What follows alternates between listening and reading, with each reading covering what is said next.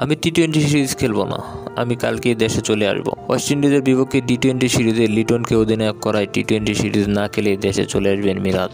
সংবাদ মাধ্যমে বিসিবির উপর ক্ষিপ্ত হয়ে কি বললেন মিরাজ, বিস্তারিত জানুন পুরো ভিডিওতে। ওয়ানডেতে স্বাগতিক ওয়েস্ট ইন্ডিজের কাছে 3-0 ব্যবধানে দোলাই হয়েছে বাংলাদেশ। এবার টি-20 সিরিজে সেই হারের শোধ তোলার পালা বাংলাদেশের।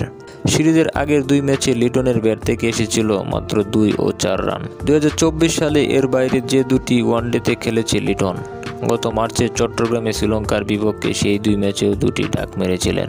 এবছর খেলা তার 6 ম্যাচে রান সংখ্যা 7, টি-20তেও একই অবস্থা। সর্বশেষ 21 ইনিংসে মাত্র একটি 50 তার।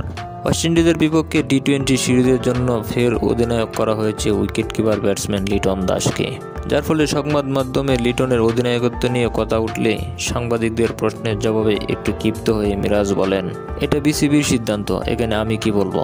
আমাকে বিসিবি কালকে বললে আমি কালকেই দেশে চলে আসব, এটা কেবল তাদেরই সিদ্ধান্ত।